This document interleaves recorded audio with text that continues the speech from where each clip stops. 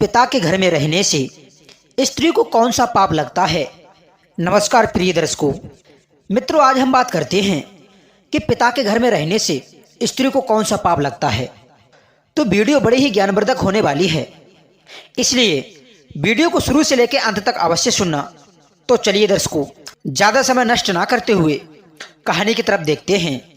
भगवान शिव कहते हैं कि एक कन्या अपने पिता के घर में रह जो पाप करती है उसका फल माता पिता को भी भोगना पड़ता है। श्रोताओं, एक दिन की बात है जब माता पार्वती पृथ्वी लोक पर भ्रमण करके भगवान शिव के पास में आती हैं और कहती हैं, हे परम परमेश्वर, देवों के देव, हे प्राणनाथ, जब आज मैं मृत्यु लोक पर भ्रमण कर रही थी तो मैंने देखा कि कुछ कन्याएं अपने पिता के घर में कई अधिक समय से रह रही हैं, जबकि पिछले युगों में कन्याओं का विवाह कम आयु में होता था और वो तभी से अपने पति के घर रहने को जाती थी। तथा मैंने एक विचित्र घटना भी देखी कि कई सारी कन्याएं विवाह के बाद भी अपने पिता के घर में लंबे समय तक और बार बार रहने को जाती हैं। हे प्राणनाथ, मैं जानना चाहती हूँ कि क्या एक पिता के घर में कुंवारी कन्या का कई अधिक समय तक रहना सही है या गलत है, और कौन सी आयु में कन्या का विवाह करना योग्य होता है, और विवाह के बाद पिता के घर में रहने से कौन सा पाप लगता है। हे स्वामी, आप इस जगत के जन्मदाता हैं और आप ही इस जगत के सत्य हैं और सत्य ही शिव हैं। शिव ही आदि और अनंत हैं। आप मुझ पर कृपा करें और मेरी जिज्ञासा को शांत करें। तब भगवान शिव मुस्कुराते हुए बोले, हे देवी पार्वती, आज आपने जो प्रश्न किए हैं वे सभी मानव जाति के कल्याण हेतु अत्यंत महत्वपूर्ण हैं। आज मैं आपको इन सारे प्रश्नों के उत्तर इस एक सच्ची घटना के माध्यम से देता हूं। ये कथा मेरे प्रभु भगवान श्री कृष्ण के द्वापरों की है। आप इस कथा को बड़े ध्यान से सुने। जो भी प्राणी इस कथा का श्रवण करता है उनके मैं 100 अपराध माफ करता हूं और मृत्यु के बाद भी वह अनंत वर्षों तक मेरे साथ में कैलाश में वास करता है। तभी माता पार्वती कहती हैं, हे स्वामी, मैं इस कथा को ध्यान से पूरा अवश्य सुनूंगी और इस कथा का प्रसार भी करूंगी, और जो भी इस कथा को सुनेगा वे सभी पति पत्नी मेरे आशीर्वाद से हमेशा सुखी जीवन व्यतीत करेंगे। आप कृपा करें और इस कथा को कहें। मित्रों, तभी भगवान शिव कहते हैं कि हे देवी पार्वती, ये 28वें द्वापर युग की घटना है। यदुकुल श्रेष्ठ वीरवर उग्रसेन के यहाँ पर जो घटना घटित होने वाली है उसी का मैं भूतकाल के रूप में वर्णन करूंगा। माथुर प्रदेश में मथुरा नाम की नगरी है। वहां उग्रसेन नाम के यदुवंशी राजा राज करते थे। वे शस्त्र विजयी, संपूर्ण धर्मों के तत्पर, बलवान, प्रजा की रक्षा करने वाले और अति गुणवान राजा थे। मेधावी राजा उग्रसेन धर्म पूर्वक राज्य का संचालन और प्रजा का पालन करते थे। और तभी विदर्भ देश में सत्वकेतु नाम से प्रसिद्ध एक महापराक्रमी एक राजा हुए और उनकी एक पुत्री थी जिसका नाम पद्मावती था। वह सत्य धर्म का आचरण करने वाली, अति सुंदर, गुणवान और चरित्रवान होने के कारण दूसरी लक्ष्मी के समान थी।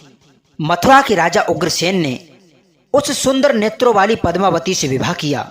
उसके स्नेह और प्रेम से मथुरा नरेश मुग्ध हो गए। पद्मावती को वो अपने प्राणों के समान प्यार करने लगे। उसको साथ लिए बिना भोजन भी नहीं करते थे। उनके साथ में कीड़ा विलास में ही उनका समय बीतने लगा। श्रोताओं, भगवान शिव कहते हैं, हे देवी पार्वती, पद्मावती के बिना उनके लिए एक क्षण भी चैन नहीं पड़ता था। इस प्रकार से आने वाले प्रतिदिन उन दोनों पति पत्नी में प्रेम बढ़ने लगा। फिर कुछ समय के बाद विदर्भ नरेश सत्यकेतु ने अपनी पुत्री पद्मावती को याद किया और उसकी मां भी उसे ना देखने के कारण बहुत ज्यादा दुखी थी। फिर एक दिन उन्होंने अपनी बेटी के हाल चाल जानने हेतु मथुरा नरेश उग्रसेन के पास में अपने दूत भेजे। दर्शकों, भगवान शिव कहते हैं, हे देवी पार्वती, दूतों ने वहां जाकर आदरपूर्वक राजा से कहा, महाराज, विदर्भ नरेश सत्यकेतु ने अपनी पुत्री और इस राज्य की महारानी के लिए एक संदेश भेजा है। आपको हमारा सादर प्रणाम। यदि उनका अनुरोध आपको स्वीकार हो तो राजकुमारी पद्मावती, जो कि आपकी धर्म पत्नी हैं, उनको वहां पर भेजने की आप कृपा कीजिए। वो अपनी पुत्री को देखना चाहते हैं। श्रोताओं, तभी भगवान शिव कहते हैं, हे देवी पार्वती, राजा उग्रसेन ने जब दूतों के मुख से ये बात सुनी तो वो भी प्रसन्न हो गए, क्योंकि वो भी चाहते थे कि रानी पद्मावती को आराम करने हेतु उनके पिता के यहाँ पर जाना चाहिए। तब उन्होंने स्नेह और उदारता के कारण अपनी पत्नी पद्मावती को विदर्भ राज के यहाँ पर भेज दिया। पति के भेजने पर पद्मावती बड़े खुशी के साथ में अपने मायके आ गई। वहां पहुंचकर उसने अपने पिता के और माता के चरणों में प्रणाम किया। उसके आने से महाराज सत्यकेतु को बड़ी प्रसन्नता हुई। श्रोताओं, भगवान शिव कहते हैं कि हे देवी पार्वती, पद्मावती वहां अपनी सखियों के साथ में मन से मुग्ध होकर घूमने लगी। पहले की ही भांति घर, वन, तालाब और राज्य में घूमने लगी, क्योंकि वो विवाह के बाद पहली बार अपने पिता के यहाँ पर आई थी और यहाँ पर आकर वो फिर से बालिका बन गई। फिर कुछ समय बीतने के बाद वह भूल गई कि उसका विवाह हो चुका है। उनके बर्ताव में लज्जा और संकोच का भाव नहीं रहा। श्रोताओं, भगवान शिव कहते हैं, हे देवी पार्वती, एक दिन की बात है, रानी पद्मावती अपनी सखियों के साथ एक सुंदर पर्वत पर सैर करने के लिए गईं। वहां पर एक रमणीक वन दिखाई दिया जो कोयलों के उद्यान से शोभा पा रहा था। उस पहाड़ पर भी फूलों की बहार थी। तब उस राजकुमारी ने देखा कि एक ओर ऐसा रमणीय पर्वत और दूसरी ओर सुंदर वन और बीच में स्वस्थ जल से भरा हुआ एक तालाब है। एक छोटी बालिका की तरह वह अपनी सभी सखियों के साथ में खेल रही थी। वो सभी इस संसार को भूलकर अपने खेल कूद में पूरी तरीका से डूब गई। फिर वह तालाब में उतर गई और हंसती गाती हुई जल क्रीड़ा करने लगी। श्रोताओं, भगवान शिव कहते हैं कि हे देवी पार्वती, उसी समय कुबेर का सेवक दैबिल नाम का एक दैत्य विमान पर बैठकर आकाश मार्ग से कहीं जा रहा था। तालाब के ऊपर आने पर उसकी दृष्टि विदर्भ की राजकुमारी पद्मावती पर पड़ी, जो निर्भय होकर स्नान कर रही थी। गोविल के पास में दैवीय शक्ति होने के कारण उसने निश्चित रूप से जान लिया कि यह विदर्भ नरेश की कन्या और उग्रसेन की प्यारी पत्नी है। तब वह मन ही मन कहने लगा, ये तो पतिव्रता होने के कारण आत्मबल से ही सुरक्षित है। किसी भी पर पुरुषों के लिए इसे प्राप्त करना अत्यंत कठिन है। उग्रसेन अत्यंत महामूर्ख है, जो उसने ऐसी सुंदर स्त्री को अपने मायके भेज दिया है। यह पतिव्रता नारी पराय पुरुष के लिए दुर्लभ है और इधर कामदेव मुझे अत्यंत पीड़ा दे रहा है। मैं किस प्रकार इसके निकट जाऊं और कैसे इसका उपभोग करूं? श्रोताओं, भगवान शिव कहते हैं, हे देवी पार्वती, उसकी सुंदरता पर मोहित होकर वो दानव गहरी सोच में पड़ गया और फिर उसने अपने लिए एक उपाय निकाला। उस गोविल ने महाराज उग्रसेन का माया में रूप धारण किया। वही अंग, वही उपांग, वैसे ही वस्त्र, उसी तरह का वेश और उतनी ही अवस्था, पूर्ण तरीका से उग्रसेन सा होकर वह पर्वत के शिखर पर उतरा और एक अशोक वृक्ष की छाया में एक शिला के ऊपर बैठकर उसने मधुर स्वर से संगीत सुरों को छेड़ दिया। वह गीत संपूर्ण विश्व को मोहित करने वाला। वह उत्तम सुर से उस मधुर गीत को सखियों के मध्य में बैठी हुई सुंदर पद्मावती ने भी सुना और वह सोचने लगी कि यह कौन है जो इतना सुंदर गा रहा है। राजकुमारी के मन में उसे देखने की तीव्र इच्छा हुई।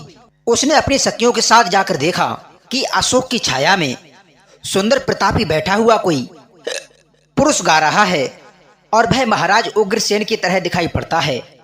तभी भगवान शिव कहते हैं कि हे देवी पार्वती, कि वह महाराज उग्रसेन के रूप में वह नीच दानव गोविल था।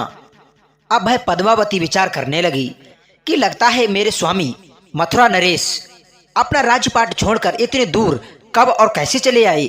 वह इस प्रकार सोच ही रही थी, तब तक उस पापी ने स्वयं ही पुकारा, हे प्रिय, आओ, तुम्हारे बिना मैं जी नहीं सकता।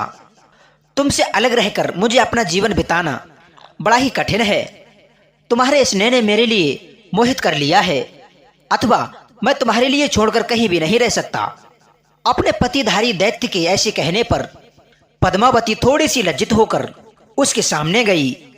वह पद्मावती का हाथ पकड़कर उसे एकांत स्थान पर ले गया और वहां अपनी इच्छा के अनुसार उसका उपभोग किया। दर्शकों, भगवान शिव कहते हैं कि हे देवी पार्वती, महाराज उग्रसेन के गुप्त अंग में कुछ खास निशानी थी जो उस पुरुष में नहीं दिखाई दी। इससे पद्मावती के मन में उसके प्रति कुछ संदेह उत्पन्न हुआ। राजकुमारी ने अपने वस्त्र संभाल कर पहन लिए, किंतु उसके हृदय में इस घटना से बड़ा ही दुख हुआ। वह क्रोध में आकर के उस नीच दानव गोबिल से बोली, ओ नीच, जल्दी बता, तू कौन है? तेरा आकार दानव जैसा है, तू पापचारी और निर्दयी है। ये कहते कहते अल्प ज्ञान के कारण पद्मावती की आंखें भर आईं। वह श्राप देने के लिए उद्यत होकर बोली, हे दुरात्मन, तूने मेरे पति के रूप में आकर मेरे साथ में छल किया है और इस धर्ममयी शरीर को अपवित्र करके मेरे पतिव्रत धर्म का नष्ट कर डाला है। अब यहीं पर तू मेरा भी प्रभाव देख ले। मैं तेरे लिए अत्यंत कठोर श्राप दूंगी। श्रोताओं, उसकी बात सुनकर गोबिल ने कहा, हे पतिव्रता नारी, भगवान श्री विष्णु और उत्तम ब्राह्मण के दया से सारे दानव दूर भागते हैं। मैं दानव धर्म के अनुसार ही इस पृथ्वी पर विचर रहा हूं। पहले मेरे दोष का विचार करो, किस दोष पर तुम मुझे श्राप देना चाहती हो? तब पद्मावती बोली, हे पापी, मैं एक पतिव्रता स्त्री हूं। मेरे मन में केवल अपने पति की कामना रहती है। मैं सदैव ही अपने पति के लिए तपस्या करती हूं। मैं अपने धर्म पर स्थित थी, किंतु तूने माया रचकर मेरे धर्म के साथ साथ मुझे भी नष्ट कर दिया। इसलिए हे दुष्ट, मैं तेरे लिए अभी भस्म कर डालूंगी। तब गोबिल बोला, हे राजकुमारी, यदि तुम उचित समझो तो यह बात ध्यान से सुनो। मैं भी धर्म की बात कह रहा हूं। जो स्त्री मन, वाणी और काम से अपने पति की सेवा करती है, पति के संतुष्ट रहने पर स्वयं का अनुभव करती है, पति क्रोधी होने पर भी उसे कभी नहीं छोड़ती, उसके दोषों और गुनाहों की तरफ ध्यान नहीं देती, उसके मारने पर या भी प्रसन्न होती है और पति के सभी कामों में आगे रहती है, वही नारी पतिव्रता कही गई है। यदि स्त्री इस लोक में अपना कल्याण करना चाहती हो तो वह रोगी, कलंकी, कोढ़ी, गरीब, निर्धन, कैसा भी पति हो, उसका भी परित्याग ना करे। जो अपने पति को छोड़कर जाती हैं और दूसरे कामों में मन लगाती हैं, वह संसार में सबसे बड़ी पापनी कहलाती है। जो अपने पति के घर पे ना होने के बाद में तरह तरह के व्यंजनों का स्वाद लेती हो तथा श्रृंगार करती है, उसे मनुष्य कुलटा कहते हैं।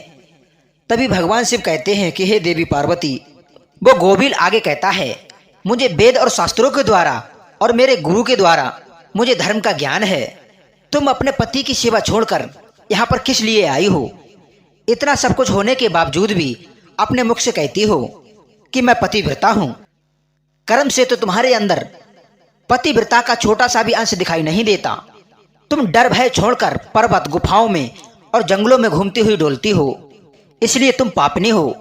मैंने तुम्हारे लिए ये महान दंड देकर सीधी राह पे लगाया है। अब कभी तुमसे ऐसी दृष्टता नहीं हो सकती। तुम मुझे बताओ कि अपने पति को छोड़कर किस लिए यहाँ पर आई हो? ये श्रृंगार, ये आभूषण तथा ये सुंदर वेशभूषा, ये 16 श्रृंगार करके तुम यहाँ पर क्यों खड़ी हो? हे पापनी, तुमने किसके लिए किया है ये सब? कहाँ है तुम्हारा पतिव्रत धर्म? दिखाओ तो मेरे सामने। व्यभिचारिणी स्त्रियों के समान बर्ताव करने वाली स्त्री, तुम इस समय अपने पति से 400 कोस दूर हो। कहाँ है तुम्हारे अंदर पति को देवता मानने का भाव? दुष्टा कहीं की, तुम्हारे लिए लज्जा नहीं आती? तब पद्मावती बोली, ओ नीच असुर, कि मेरे पिता ने अपने लाड प्यार के मारे मुझे अपने पति के घर से बुलाया है। इसमें कहाँ पाप है? मैं काम, लोभ, मोह तथा डर के वश में पति को छोड़कर नहीं आई हूँ। मैं यहाँ भी अपने पति का चिंतन करती हुई रहती हूँ। तुमने भी मुझे मेरे ही पति का रूप धारण करके मुझे छल किया है। तब गोबिल ने कहा, हे पद्मावती, मेरी युक्त युक्त बात सुनो। अंधे मनुष्यों को कुछ दिखाई नहीं देता। तुम धर्म रूपी नेत्र से हीन हो, फिर कैसे मुझे यहाँ पर पहचान पाती? तुम्हें ज्ञात था कि तुम्हारे पति इतनी दूर कभी नहीं आ सकते, फिर भी तुमने मेरे साथ में संबंध बनाए। जिस समय तुम्हारे मन में पिता के घर आने का भाव उदय हुआ, उसी समय तुम अपने पति की भावना छोड़कर उनके ध्यान से मुग्ध हो गई थीं। अपने पति का चिंतन ही पतिव्रत स्त्री का धर्म है। जब वही नष्ट हो गया है तो क्यों स्वयं को पतिव्रता कहती हो। तो प्रिय दर्शकों, जो स्त्रियां अपने पति को छोड़कर अपने मायके में रहती हैं, अपने पति से दूर रहती हैं, वो पतिव्रता नहीं हो सकती। क्योंकि जो स्त्री पतिव्रता होती है वो अपने पति से दूर नहीं रह सकती। जो स्त्री अपने पति को छोड़कर अपने पिता के घर में रहती है उसे उल्टा होने का पाप लगता है। तो उम्मीद करता हूं कि अब आप समझ गए होंगे कि एक स्त्री को विवाह होने के बाद अपने पिता के घर क्यों नहीं रहना चाहिए। तो चलिए मित्रों, मिलते हैं नेक्स्ट वीडियो में एक और नई ज्ञान चर्चा के साथ। तब तक सभी श्रोताओं को बहुत बहुत धन्यवाद।